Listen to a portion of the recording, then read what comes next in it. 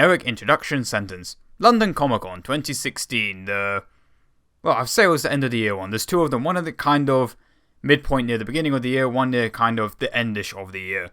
This is the October one.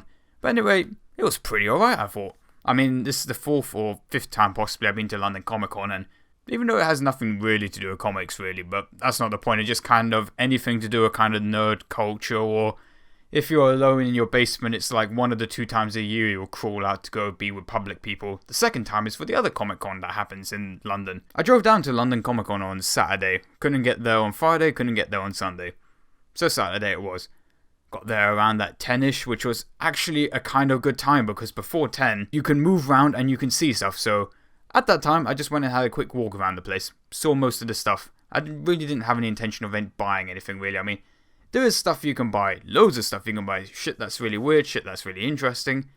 You see anything from like those weeaboo mouse mats, you know, the ones with tits and arse that you rest your hands on, which are actually very comfortable, I might say so myself. Including like the body pillows and, you know, those kind of things. Anything from that to just simple, like, you know, you want to dank memes, you can buy dank memes now, apparently. This is literally the only stand I took a picture of because it amused me. That they just dank memes, that was it. Lots of interesting stuff. You had, like, you know, all the standard VR booths. I say standard in, like, the last 2 years. All those different VR companies getting a piece of the action there. Couldn't be bothered to queue up for any of those because the queues are always insane. Even at 10 o'clock, the queues were already pretty long. But it was before, I think, the general entry for most people. So that's why I could still walk around after 10 o'clock. Then it started getting crowded. But that's when the panels started happening. And I set myself up for 3 panels to visit that day.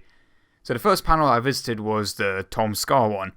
Which I thought was very solid. I mean, I heard the guy was going through depression or something a little while back. I still think that he wants to break the chains of ASDF. He accepts that he likes the series. But he doesn't want to be known as the ADSF guy. He wants to be known as the comical skit guy that makes, you know, fun, short videos. Which is fair enough. He was very energetic that day, but to be honest, like, as he was kind of saying himself, if you had to present yourself for 3 days to make as much money and publicity as you can, which isn't a bad thing. I mean, for a content creator, they've got to appear, you know, to have a positive public image. I'm not saying it's bad. I'm just saying that he put on a good show. His panel was rather interesting. He showed like 2 videos, or was it 3 videos of skits that aren't released yet to the public. A couple of them will be, one of them most likely will not be. And those skits were rather fun. Then he started taking questions from the audience, and it was a rather enjoyable experience. After that panel, I went outside, and I think I visited Liam, or aka Weeby, and I hung out with him for a bit outside, and his mate Bentley, that's in that car show thing of his. And then lo and behold, bumped into the mighty Pringles. That was a lovely experience. Pringles seems like a nice chap, and his, soon-to-be wife, possibly, Rita, most likely, yes. I just love this picture, actually.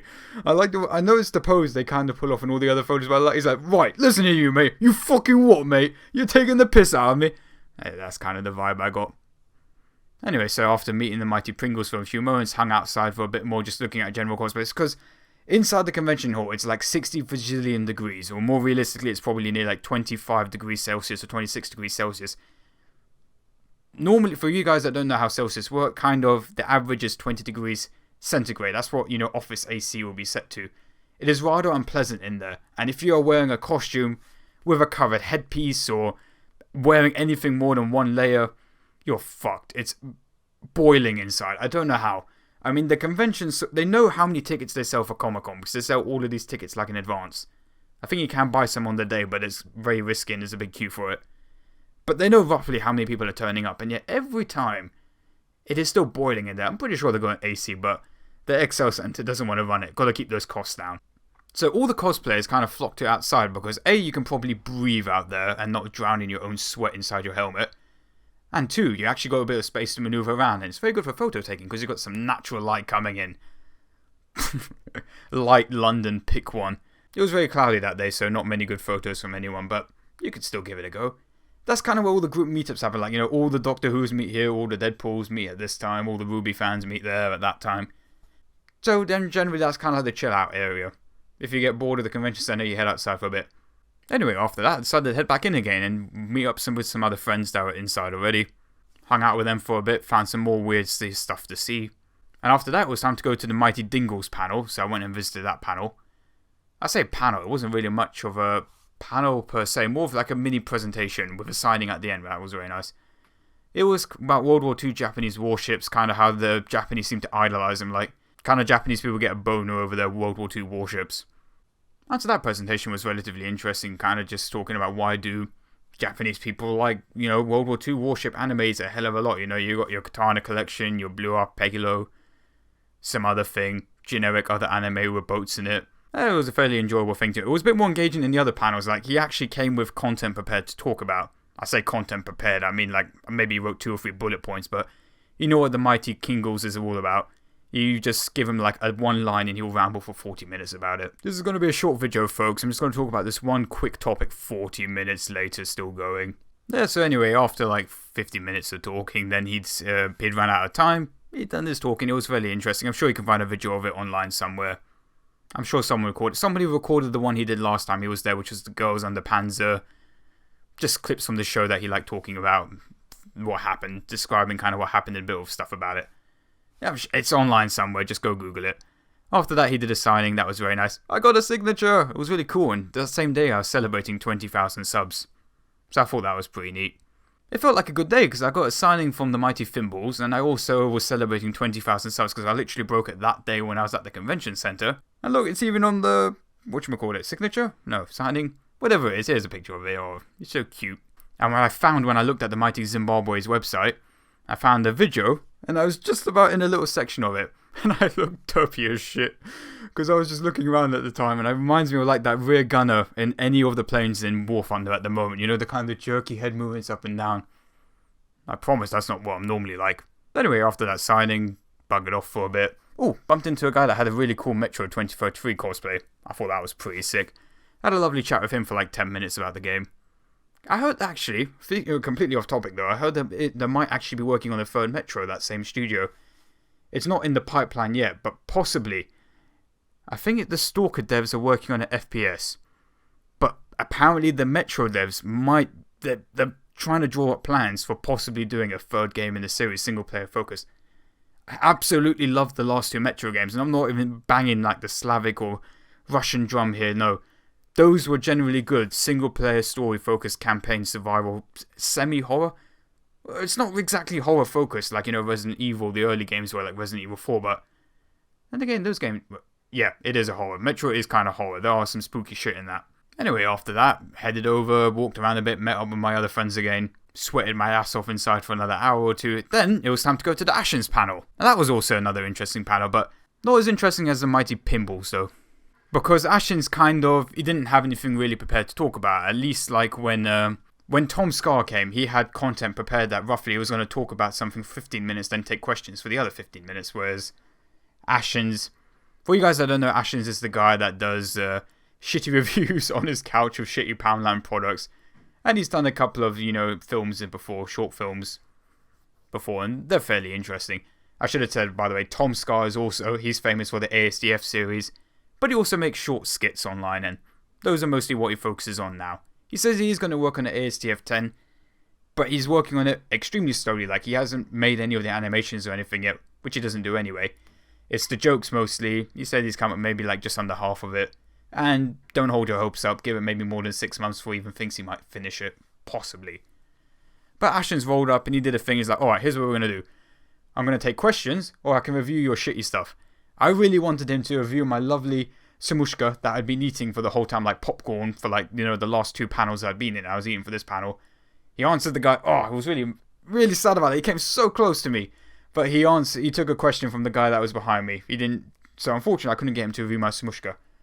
I hope I'm pronouncing that correctly. I mean, I'm probably mushing it up a bit. There is no like, Samuchka, Samushka, Samuchka. I'm not quite sure, but it's Russian sunflower seeds. You put them between your teeth, you crack them open, you take the seed out, you throw the shell away. And it's kind of, I think they're pretty good value for money, actually. It's £1.30 for like a packet of this. I'm becoming a salesman now. Hear me out. It's £1.30 for this packet. This packet, you could eat it solid for like 5 hours before you run out. I mean, you buy like a packet of crisps in London for like 50, 60p, whatever. You eat the packet of crisps, that's it. Satisfaction's gone after that. The packet of crisps starts to like a minute. You eat like a chocolate bar or something. 2 minutes, 3 minutes tops, the chocolate bar is gone. But no, with good Russian Samushka, You can eat that shit for like 5 hours solid on street corner while squatting while having occasional vodka shots. It's great value, and for like £1.30, it's dope. Love it. It's great family picnic food. Great family friend food. You go over to a friend's house, bring your samushka with you. You share it while you watch a game of footy on the couch. Whatever. It's a great deal. Anyway, after finishing with the Ashens panel, went back outside again, hung out there for a bit. It was pretty much the end of the day already. Thousands of people were walking out, so I sat down near a cafe with some of my mates before we headed out. And this is the cafe near like the main entrance, which is basically the exit now. It is technically the entrance, but you can't really walk that way through unless you got like a badge or something. So we sat by the exit and just people watched for a bit, chatting. They were eating paninis or something I'd already eaten. I'd gone to Tesco's earlier that day. And Tesco's is great value, but it was like a war zone in there to try and get a sandwich. At least when I went, because I was like mid-peak of the day at 1 o'clock. And at Tesco's, I found it rather amusing when I was using the self-checkout. I saw like someone dressed as the bunny from Zootopia. You know, cute little fluffy tail, cute ears, and, you know, wearing like the checkered shirt. It's like not the cop from Zootopia, but the bit when she goes to like the farm or something in the countryside. Near the last like end, not the end of the film, but in like the third half of the film or something. Third half of film? What is that even meant to mean? I don't want to spoil. It's no spoilers anyway or whatever. Anyway, she was just like that and she had like a basket. And for you guys that don't know, in London, you have to pay 5 pence for a plastic bag. This is kind of meant to be an inconvenience tax rather than a tax of actual monetary cost. The theory is that, like, say if you buy £5 worth of shopping, you then got to try and dig out 5p of change to pay for the plastic bag. I mean, you could bring out £6, but now you end up with 93p's worth of change. That's the theory behind it. It's just meant to be annoying, and by charging 5p, people win bags from home. And of course, you'd pay. No one's going to buy a bag. Like, it's become a big thing in the UK. No one really uses the plastic bags as much just for a meal deal. A meal deal is essentially just a sandwich, a drink, and a packet of crisps or a chocolate or something like that. I'm sure they exist all over the world. Sainsbury's used to have the best meal deals, then they switched supplier and their meal deals are shit now. Boots is pretty solid but expensive. At the moment, Tesco's has the best bang for buck. £3, you get a good sandwich, you get a good drink, and you get a good... Well, not good, it's always the same packet of crisps anyway, but the sandwich is like better than most other places. Anyways, what I was trying to say is that for seeing the bunny from Zootopia using like a cute little Easter egg kind of basket, putting a sandwich, putting a drink, a Diet Coke in there, and then putting a packet of Walkers in there and walking out like holding it. And I thought that was rather amusing. I'm very easily entertained. Anyway, zoom forward back to around 4 or 5 o'clock. End of the day, just people watching. On my way out, bump into this guy. There was many interesting cosplays that day. I didn't take many photos because I didn't really see the need to. I thought there's people there walking around with their £4,000, you know, shoulder-mounted camcorders, or they've got their very fancy stabilizers on their handheld cameras. So I was thinking, fuck, my Samsung Galaxy Note 3, which I've dropped like a whole bunch of times. It's a miracle it still works. Screen isn't cracked. It's a fairly durable phone, but I think the focus lens is gone for some reason. Point being, it takes alright photos when there's very good light, like this photo of the mighty Dingles. But normally on the inside, the lighting was complete bollocks and the focus couldn't focus to save its life. Even when you try and autofocus it, you know, click where you want to focus it. Anyway, I saw the snake from... Someone dressed as a snake from Monster Muzumi, if I'm pronouncing that correctly, walking. You can see in the photo there, his legs are fairly close together. He maybe could only move maybe half a foot forward for every step because of what was around his legs. And this guy was dragging like a 20 to 30 foot long kind of snake tail behind him. And I watched him for like maybe 30 seconds because I was walking behind him originally on my phone just sending a message. And I accidentally stepped on like the bit of his tail. Thankfully there was a bit of slack in there so he didn't notice and I didn't step that hard on it. I looked down, another couple actually noticed me and just you know, little laugh. I shared a little laugh as well. So I keep walking behind him just wandering and he's walking very slowly. I mean he's walking at the pace he can, being able to put half a foot forward at a time. So eventually I catch up to him and I just start having a conversation. So it's a bit inconvenient, isn't it? And he's like, yeah. And I try to get... Here's the thing. My hotel is currently on the other side of the convention hall. The XL Centre is a very long place. It is a long, narrow convention centre with around 4 holes on either side and 4 holes on the other side. Or was it 8 on each side? Point being, it's got like north side and south side. the Comicon only runs an entrance from like the middle and from the car park underneath. Mostly they want you to come from the side of the north, I think. The opposite to the Thames. They run only one exit out of that place. That exit was on the opposite side of his hotel. Here's a map on screen, I think. I'll put one here. So the poor sod apparently walked all the way along the inside to try and get to his hotel to find out that they weren't letting people out of that end. So this poor sod waddling along at around half a foot, per step. Walking all the way back along the convention hall. And he's going to walk all the way along the outside until he can get back to his hotel room so he can actually change into something a bit more decent so he could head out that evening. Yeah, that was rather amusing. Then after that, just headed out outside and chilled out on the patio for a bit there. Met my friends, said goodbye, let them go back to the tube, and I headed back to my car. It was a nice day out, I think. A couple of interesting things though. I actually did meet someone that recognised me. Somebody recognised me. Here's a picture. Completely out of focus. His friend took it. I blame the friend. My camera's bad anyway, but I blame the friend totally for this photo being bad. But it's interesting. He was like, hey, what, is that like Iron Armenian? He does like War Thunder. And his friends are like, who's that? He's like, yeah, he does like War Thunder YouTube. So I turn around. I'm like, hey, someone, wait, War Thunder YouTube? Wait, whoa. And then the guy recognized me and I said, yeah, let's take a photo of us squatting. Yeah. That was lovely. Anyway, after I'd gone home that evening, next day, so Sunday come, I'm chatting to some other mates. They didn't go to Comicon this year. And they're talking about a friend they knew that went to Comicon in a dinosaur outfit. And I said, dinosaur outfit. And I've met this friend before, a couple of times. He's alright. Not really, I wouldn't say friends with him, I'd just say I've met him a few times before. This guy, he didn't recognize me either because we haven't seen each other for like 2 years.